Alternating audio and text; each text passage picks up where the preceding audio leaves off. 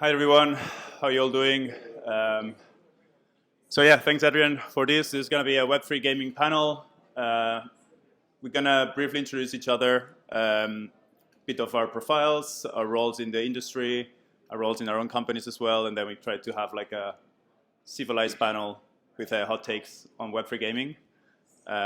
So just like as a brief, Nicklas here from Spielworks, Christian from Games for a Living, or GFAL for short, and myself, Joan from Openfort. I'm going to let Christian start with a short intro. Christian or? Sorry, yeah. All right, I'll start. Nick Dunham. I'm from Sweden, living here in Spain, south of Spain, in Marbella. I work for Spielworks as the Chief Commercial Officer. I've been in games for 30 years, in Web2 games, and joined the Web3 family, so to speak, about 2 years ago when I joined Spielworks.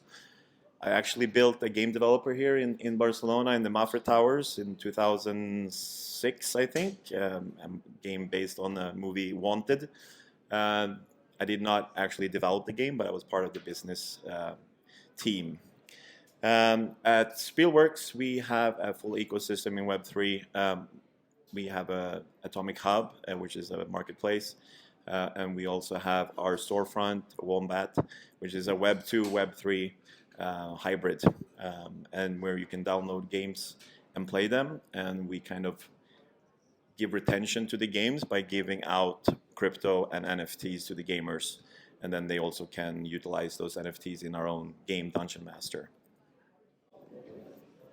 Hi everyone. This is Christian Gascons. I am original from Spain, from Barcelona, and I am the COO at Games for a Living, GFAL, which is a company that basically aims to create endless, engaging games, using the latest and most innovative technology as possible.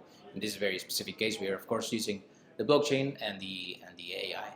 So my background, I've been working at Blizzard back in 2007, I think. And I got back here to Barcelona. I met Manel, who is our CEO, who was he's the first vice president of Activision Blizzard King. And yeah, like 3 years ago, we kind of founded Games for a Living. And yeah, here we are. Myself, Joan, founder of Openfort. It's an account abstraction SDK for Web3 games. So with that, the roles here are going to be like I'm going to be a bit more of like a moderator, and I let the two OGs in the Web3 space, discuss a bit more. So I'm going to start with the first question, kind of like warming up a bit, how you guys got introduced into Web3 gaming, and what do you think, like what advantages do you think Web3 gaming have over traditional games? Christian, can start. Yeah.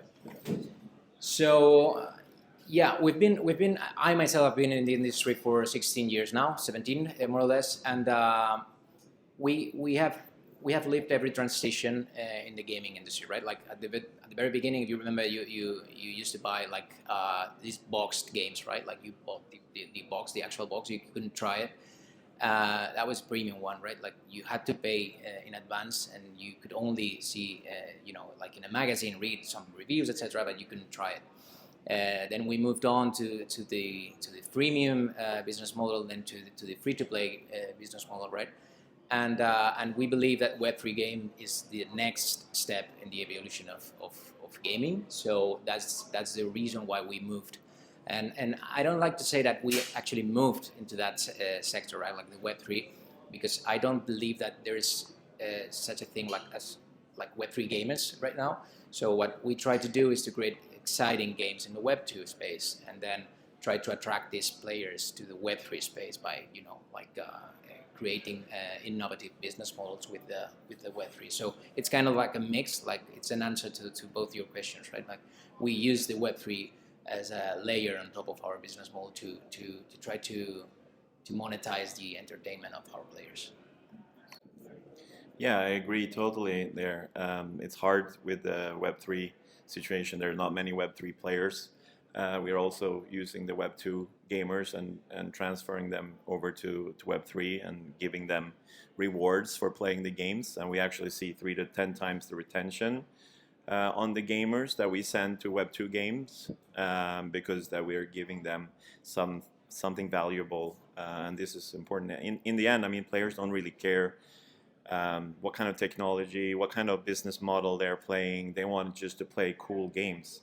And that's the only way forward for us to reach mass market adoption is to have cool games.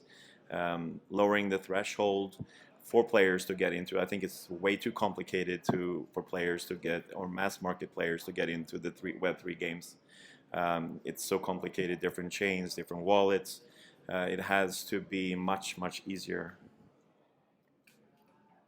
Cool. Maybe tackling a bit more, like going deeper into, because you both of you said business models, right? And like how previous, let's call it generations of gaming, we're moving from boxes, free to play, free to premium, and now we land into Web3 gaming. Why do you think this value proposition of Web3 gaming, or like this business model that you're all exploring, could actually make sense? Well, I mean, we have both challenges, which is also something good. In the past, or still, I mean, technology is pushing games. We want more graphics, better graphics. We want cooler stuff. Players want more experience. And this obviously is a challenge, but it's also something good. If you can come up with a solution or come up with something that drives technology forward, which in my opinion, Web3 can be, then you have a good side. Never before, I think, has game developers been able to reach their end consumer in a easier way than with Web3. It's kind of like a Kickstarter situation where you can do NFT drops to your players and give them early access to your product, maybe even involve them in the actual development of the product. So I think this is really good. The challenge is that when you're both driving technology and a new business model at the same time, then you have twice the challenges. And this is also why I think it might take a little bit longer than if you have one of the things that you have as a challenge, but also a possibility. As I said before, if you have the easier way to access the players and have their feedback, is also where you can come and create something innovative, something cool, and something that nobody else has done before. And this is how all the big games started. They started in a basement, and they made something cool that people liked, and it grew. And I think that's that kind of the situation where we are right now, where we're just waiting for that big hit that will have mass market adoption. Yeah, I fully agree. I mean, every time I'm asked this question, like why Web3 games, I always reply the same thing. Like, I mean, we as humans, we value effort, right? And Web3 is allowing us to be able to monetize that. How? If I tell you that I have one stone in my left hand and one stone in my right hand, but I tell you that the one stone on my left hand has gone to the moon and go back, I will probably get more profit out of it if I sell it, right? So this is kind of like what we are pursuing in this specific case at Games for a Living. Like if a player plays a game for a few hours or 100 hours or years, I don't know, and he gets tired of this game and he wants to quit, or he wants to change strategy and play another hero, like if they're playing like an RPG or something, you will probably waste that time or just leave it there. And Web3 allows you to actually monetize your time by obviously getting that item and placing it into the marketplace, so someone else with more money and less time will be able to purchase it from you and not from the company, in this case, which it's us, right? So I think that's a key point in this. Yep, that makes sense. I think one of whenever I start talking with traditional game studios, one of the key complaints that they say is that, or like let's say friction points, is that they don't want their players to end up losing money, right? And like whenever they start building in Web3, there's naturally a tendency to start financializing specific aspects of the game. And so my question to you guys here is, what's what part of the challenge into helping the player lose less money, or like educating the player on like why what they're doing is valuable and why they have a exit strategy versus just the sunk cost in the acquisition of whatever assets that they do.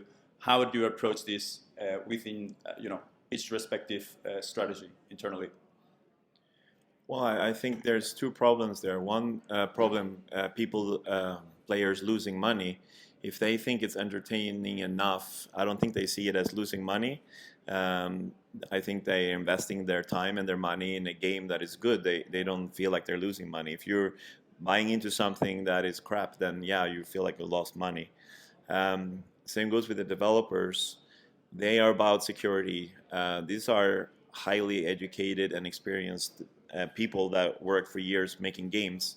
They don't want to challenge their livelihood. So if you have a developer that's used to work for a publisher that pays them their bills every month to make a game, and they're afraid to move into a new business model. And I've seen this time and time again. Starting with we talked about before, with premium was the only way of selling games before, and then came free to play. Everybody was against free to play. That's so bad. It's evil. And now free to play, it's a huge business model. I don't think any business model actually dies. I just think that the gaming industry has been expanding and getting bigger since I started. Obviously, there's some dips here and there with people losing jobs, like right now in the Web2 space. And so it's a challenge. But I think see that as an opportunity for Web3, because these developers, might turn to something else where, okay, here we have the opportunity to maybe reach the users, get funding through offering something interesting to people to invest in. So yeah, I think it's like a double-edged sword, so to speak. Yeah, I also agree that there's like two different kind of gamers. If one of your players is complaining about losing money because they have invested something in you, that's probably a player you don't really want, because as a developer you might be like following one strategy or another. In our specific case, we need to be 100% sure that we are creating a good game, even if there's nothing involved like Web3, right? So I think that's a key point. It's what he said before, like that it has to be something on top of, right? Like it's just quite easy if you know how hard it is to create a good game. Of course, that's a very hard part, and but as soon as you have that, the next thing will come naturally. Okay, so allow me, guys, to go one step deeper into these comments. I'd like to ask. We've seen over and over again how a new business model emerge. There's zero playbook, then someone's figured it out. Everyone starts copying that playbook, and then the industry consolidates, and their margins are gone. And then you need to reinvent yourself, or you need to do some growth hacking and try to figure out, and then you squeeze until next business model happens. We've seen this with like physical games and how distribution emerged with like brick and mortar. We've seen it with consoles, and then distribution through like stores and consoles, free to play, through super casual games, etc. So what's your specific? I mean, we need to get into alpha here, but like, what's the playbook that you're trying to develop internally, or that you're trying to validate into how to distribute and create quality games? In our specific case, we are targeting every platform possible. So we are creating, as of today, 5 different games which aim to 5 different genres. One is an RPG, one is a casual game like similar to Candy Crush, and then we have like 3 more third-party titles which also aim different genres. So we're kind of creating good games that cover each genre and try to publish them on as many platforms possible. In this case, Android, of course, iOS, PC, Mac, and we're trying to work also with some of the already known platforms such as Steam, of course. You know that Steam don't like, they're not crypto friendly, and we just published the Web2 version of the games there. We're kind of aiming to release also on Epic Games, and also we're porting the game to Nintendo Switch, PlayStation 5, Xbox X and S to publish this year on all these platforms. That's more or less our strategy to try to get some bump. Yeah, I guess we kind of collecting data from our distribution on Wombat platform, like what works, what doesn't work. Obviously, that's free-to-play games in the core. We're also moving into publishing, and we just acquired a studio and a game. So we are trying to save some projects that might be out there that was not able to reach the finish line, which we will be helping in terms like of a publishing situation or owner. We're not trying to build a developer per se, but we're trying to help projects by publishing them. I cannot say which developer yet. It's not publicly announced, but it will be soon. Yeah, I guess.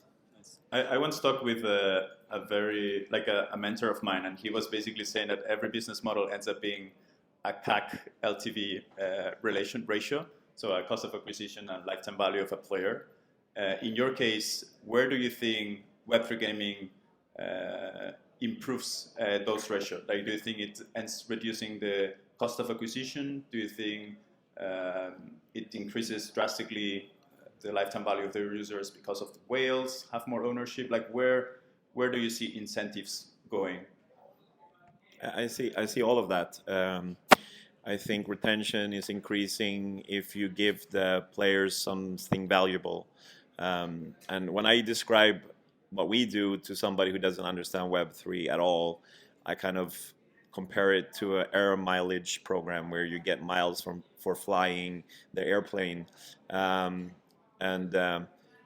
Now you have to stay in Star Alliance, or you have to stay with whatever Sky team, but with possibility of NFTs, you can actually trade those mileage points with any of these mileage programs on a marketplace seamlessly, and that's how I try to explain, in simple terms, what Web3 is for us, or what we're doing, and in that way, as easy as I can.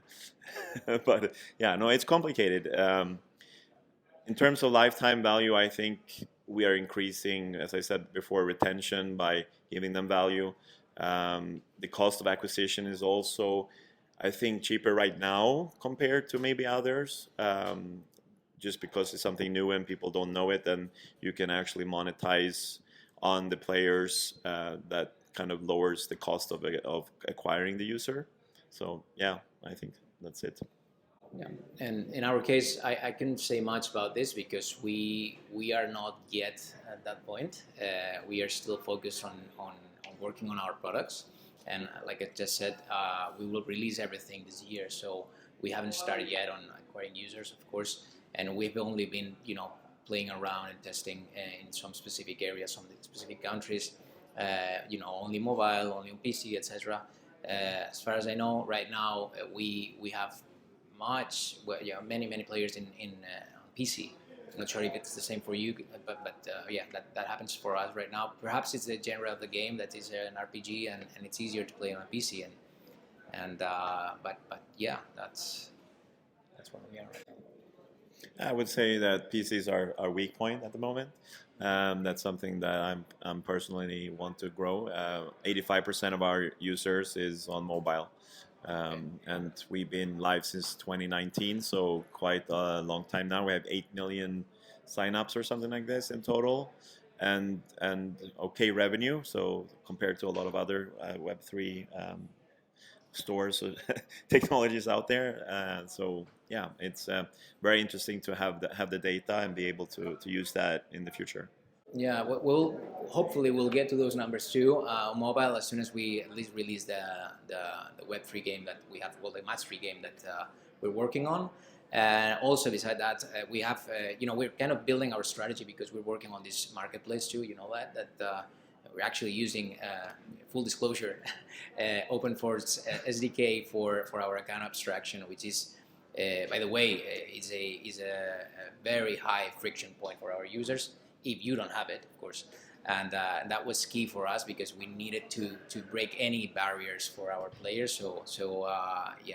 That's a very, very key highlight on our business model. So the fact that a user actually don't know that they have actually created a wallet, right? Like this is very critical for us.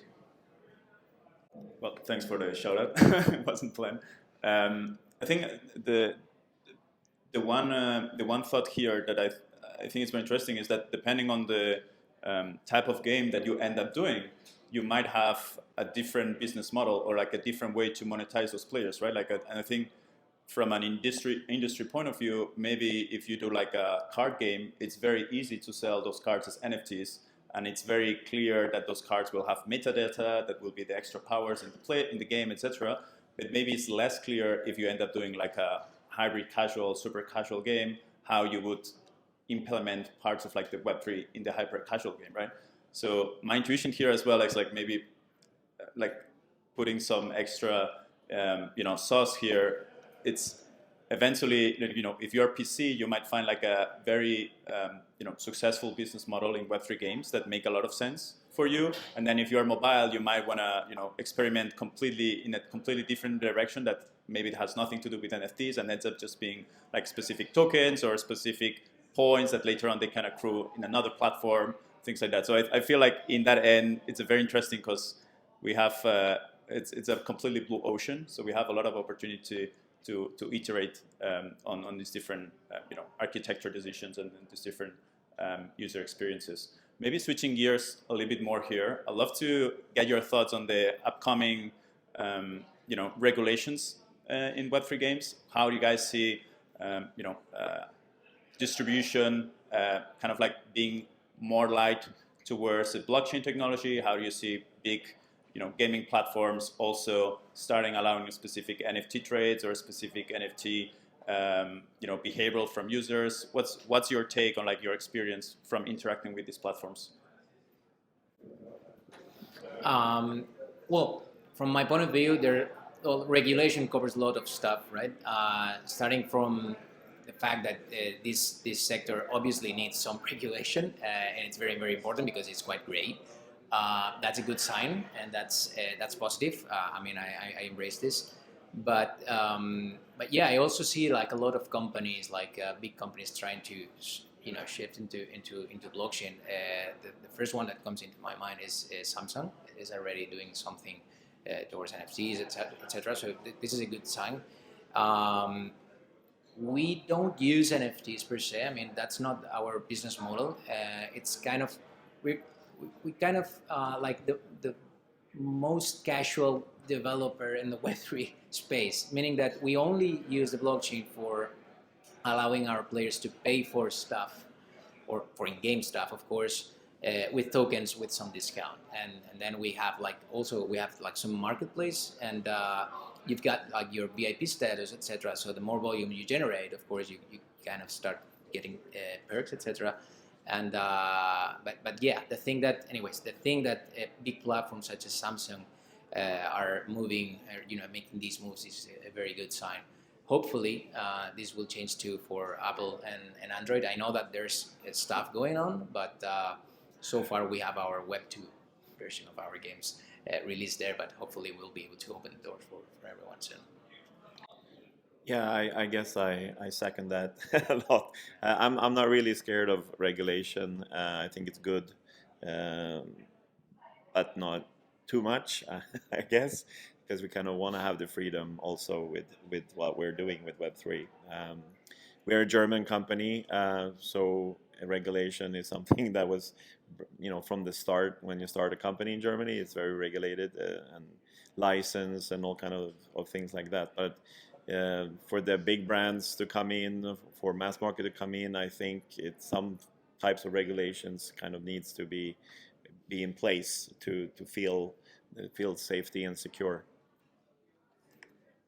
I guess following up on that, what do you think we should do as a whole, as an industry, like for Web3 gaming or Web3 in general, to kind of educate those regulators or like these big companies like Samsung that now starts onboarding like projects or starts interacting with it? What do you think we should do to make that transition or like make that first step frictionless or more like help them make that first step?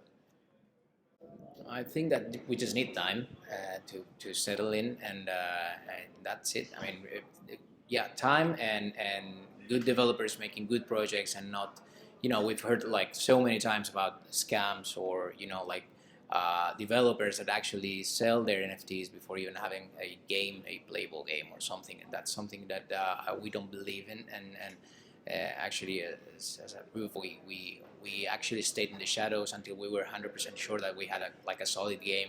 So I just need that. We need time, and that's it, and good developers like chiming in and start step by step, but yeah, basically time. Yeah, I mean, big brands, they like to be associated with things that makes their brand look good. It's hype. If they're scared, they are scared, and they will not. I mean, I'm talking to big brands and big publishers and movie makers on a weekly basis, and some of them are extremely reluctant and holding off and waiting to see what's going on. Some of them are already hiring people. I saw there was some article the other day about Pokemon are hiring a Web3 person. So I mean, things are happening, and I think, yeah, it's time, and us proving that we are here and we are real and we're creating something good for the users. And as our user base is growing, the interest from the big brands will grow as well. Nice. So time for a hot take, guys. So I'd like to ask one controversial opinion that you guys have about the future of gaming or blockchain in general. What's your controversial take of like how the industry is evolving? Wow, this is a hard one. I mean, controversial. You mean in a negative way? Or? Non-consensus take. It's a hard one. No, I think if we fail to create mass market appeal, if we fail to show the players that this is something good, then yeah, that's going to be bad. Yeah. Yeah, but that's up to us, actually. It is up to us. Yeah. Yeah. It's a hard one. Yeah, it's a really hard one. Yeah. I mean, we're in the Wild West. I call it that. We're in the Wild West of Web3. We don't know exactly where everything is going. We are experimenting, R&D, research and development, so to speak. So yeah, there's a lot of things ahead of us. Yeah, and you know what I say about high risk, high reward. Like if we are scouting and we are opening business, that's a risk that we have. But I think it's worth it. Good. Then I'm gonna take it and ask more on on the prediction basis. Where do you think we're gonna see each other in 3 years' time from now? Could be conservative, or you could be more aggressive on your prediction. But where do you think Web3 gaming is gonna be? I think it will be seamless entertainment, where movie, TV, games all kind of blend together, where you can use content from all of those medias together. Yeah, definitely. Yeah, I mean, this has like the time that we were talking about. It's 3 years. We will have for sure many big developers in the game. And that's a good thing. The competition is good, not only in the Web2 space, of course, in the Web3 space too, and everywhere, I guess. So hopefully, yes, in 3 years' time, we will be proving that our business model worked on the first hand, and on the second hand, we'll have a lot of competition, and that's what makes it fun. Yeah, I think the take on all media becoming blockchain media, in a way, everything becoming integrated with a shared ledger like blockchain. It's an interesting take, and actually we're seeing companies like Netflix doing more and more games out of their own IP. Other companies that were not game related start hiring a gaming department to build a gamification so that their users start being more interacted in their platform. At the end of the day, I think the power of like having a loyal audience or like having a loyal group of people that trust your brand and like interacts with your brand. It's something that everyone figured it's way more valuable than just winning or capturing like quick, users through like ads or something like this. Yeah, I mean, we're all competing with people's time. Time watching TV, time watching movies, time playing games, time with family, work, whatever. We're competing with people's time, and it has to be valuable for them to spend that time with what we offer them. So it's super important. Actually, it's maybe not as related as to Web3, though I've seen like a couple of projects start interacting with this, but this whole meme coin economy that it's emerging, it's also like an interesting way to compete with people's time and people's beliefs into what something ends up like being working or not. Like you could take, meme coins as like prediction markets. And so eventually you could, make a game itself, even though it's very gamified, but you can make a game itself just of like people betting one another, like what's going to happen at the end of a match between football, because you've created a specific meme coin for that. And that becomes a very casual game or like a very limited time game just for the match, but it serves the purpose of like, capturing people's time.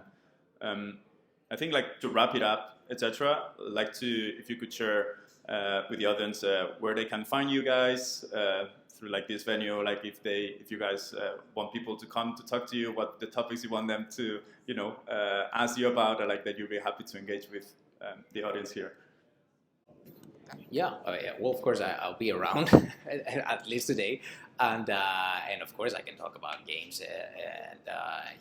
We have Twitter, of course, or X or whatever.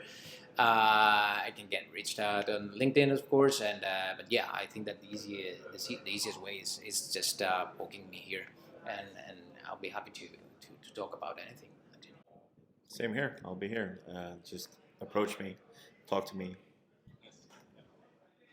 That's all. Thanks.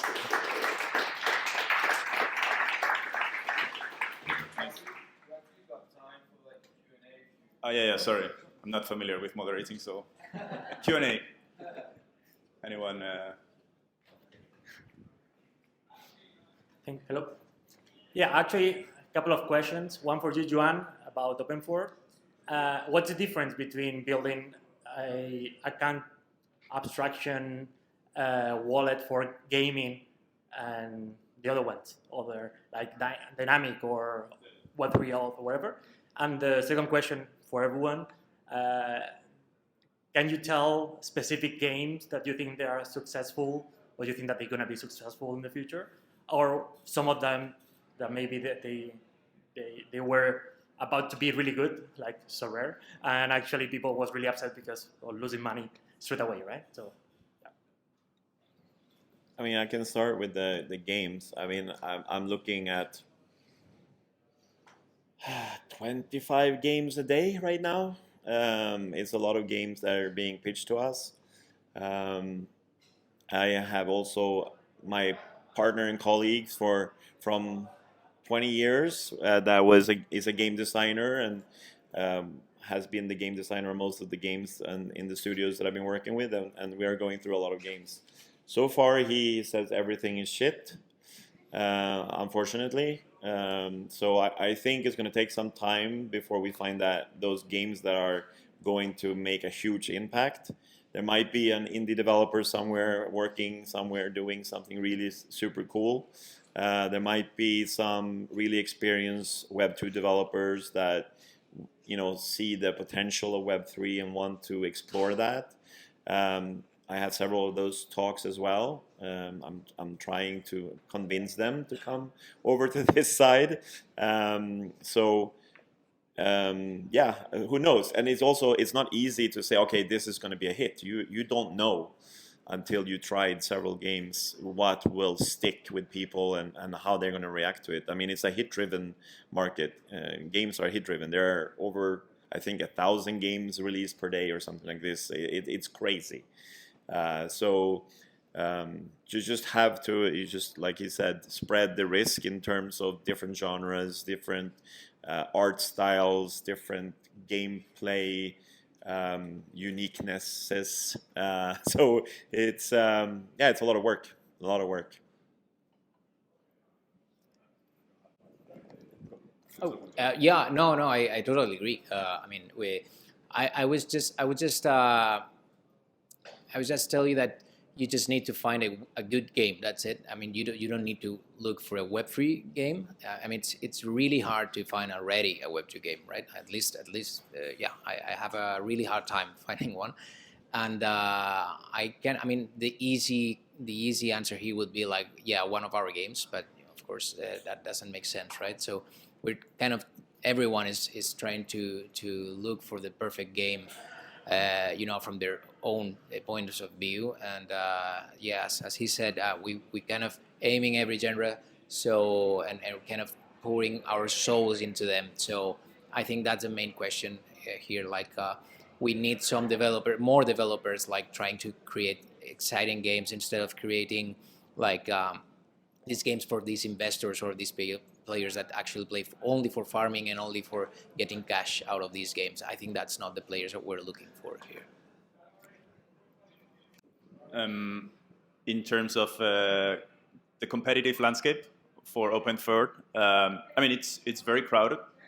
I think the nuance here is that if you really want to understand a problem, you need to look at the problem eye to eye, and need to go deep into a specific verticalization. So like there's no missing point that you think it's very trivial and it's already solved by the industry, etc. Actually, what we are doing, I believe, it's very much different from like any competitor, in which that they try to solve any sort of like use case, user flow that exists from any platform, any sort of like device, etc. In our edge case, we've seen that there's a very specific type of developer, the game developer, the game studio, that uses stack that it's not ready for Web3. And because that type of technology, the way that the games are developed with their own servers, their own packages, their own Azure functions, etc., you need to understand how those work and why, if a function in Azure times out at 10 seconds, why you need to optimize that function in 10 seconds with blockchains that maybe take 20 seconds to put 22 blocks to be settled. So this type of like knowledge or alpha you only get whenever you start understanding the people that you're helping. Any other questions? Here. Hi guys, Axel here. I work at Soulbound GG as a community manager. We're building like a reputation system for gamers on Web3. So we are backed with by Animoca, and we have been working for the last 2 years with games like Big Time, Eve.io. We have contacts as well with Parallel, Shrapnel, etc. So I have 2 questions that popped to my head as I was listening to you. The first one would be, what's your take on the current state of the different gaming guilds or the gaming communities that exist like all around the world? Like we have, for example, in Argentina, the Sura Gaming Guild, and we see Hola GG as a detachment from YGG, like getting people there quite active on the Discord servers. We see that in Europe as well with Xborg, and we could see as well something on Middle East with IndieGG or the Southeast Asia branch of it. So I'd like to hear like how you feel about that, and then I'll make you my second question around micro streamers and stuff like that. So should we have like 2 mics? Yeah, then I'll come back. Yeah, in our case, we got in contact with many guilds at the very beginning, especially when we minted the token on the TGE, and yeah, they actually helped a lot, and that's a good thing. But I have my concerns about so many people overlapping from guild to guild. That's my take here, and I'm not 100% sure if it's worth to to make a huge investment on these guilds. That's my point. But yeah, I mean, there are like a lot of them, and we kind of work like with, I don't know, like 10, 15. They actually helped because they spread the word, but the results that I was expecting, at least, or our company was expecting, were higher in terms of organic, spread of the word. Yeah. Yep. Okay, no, okay, I like it. I mean, from my experience, guilds, it's not really mass market. I mean, and that's where we need to go. We need to find what appeals to the mass market. Obviously, all of these things helps. It's not bad in any way. It's good, and a community can help in the early stages of a game to give feedback, to maybe be VIP or spread the word. So they are important, but in terms of building mass market appeal, it's not it's not helping 100%, if you understand what I mean. If you see in general, Asia is already ahead of us. I mean, they have a lot of people playing games. They're investing in crypto. There's have We Made, whatever, and a bunch of others over there that are huge already, both in market cap and in players and in games. And we are always kind of a little bit behind in a way, even though we might maybe in the end have a bigger buying power in total, Europe and the US. But no, I mean, they have a lot of money over there too. And some games that are appealing there might not be appealing here. Games that we make here is not appealing there. So it's really complicated, and you have to have the game in several languages. You should have your platform in several languages in Europe. And in Americas as well, both north and south. So I think there's so many aspects, there's so many things that you need to be on top of to be successful. Do you want to take opinion on that? You have another question? Okay, yeah. So the follow-up question would be, how do you think that micro streamers could be encouraged? Because something that we realize, for example, is that there's this layer of Twitch streamers who are quite successful in Web2 games, and when the Web3 companies approach to them, they want to charge like a lot for promos and using their time. But at the same time, we see people who are trying to become streamers and trying to gain traction from the users on the Twitch platform and other platforms, because on Facebook Live you can see that as well. So how can they be encouraged too? Because the levels of friction on blockchain games are like, dude, they get bored really fast. It's like, this is not too cool, like just plugging up and turning on my PlayStation or getting into Steam and just launching a game and not having to connect stuff. So how do you think that micro streamers could be supported, that newbies could be, taught on how to interact with these games? Yeah, I think they're creating like a lots of platforms to help these micro streamers to grow, and these are actually it's a win-win situation, because if you're a developer and you have like you don't have like infinite cash, which is obviously the case if you're starting, of course, and you need to promote your game, right? Like you have like this, I'm not sure, I won't say names because I have like two of them in my mind, but you actually get a list of these streamers, and you have like the number of followers, etc. Of course, they charge you by the minute or the hour, etc. And I say that this is a win-win situation, because of course you help them, and they help you spread the word, even if it's not like a huge streamer, of course.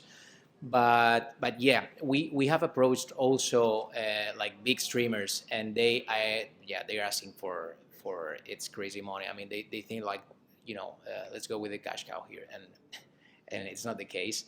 I guess it makes sense to make that investment as soon as you have like, you are positive that you will have a positive ROI, like your game is so good that you actually spend that money and you will get it back for sure. But I think that's the end game. Yeah, I agree. Yep. Okay, so we have our last question here. So you mentioned earlier that you look at more than 25 games a day, but you haven't seen any good ones so far. So what makes a game a good game? So it could be many different things. It could be everything from how they want to monetize, the monetization loop, to, I would say, mostly maybe what kind of stage they are in with the game also, because many don't know how long it takes to make a game, how much money it's going to cost, what kind of experience your team needs to have to make that game. So there are many aspects, not just if the game is good in art style or in the there's the business model, there is the genre, there is the team background, there is the monetization. So there are many aspects that we look at when we look at the games. Thank you. Thank you all for your time. Thank you very much for your time. It was a very nice panel.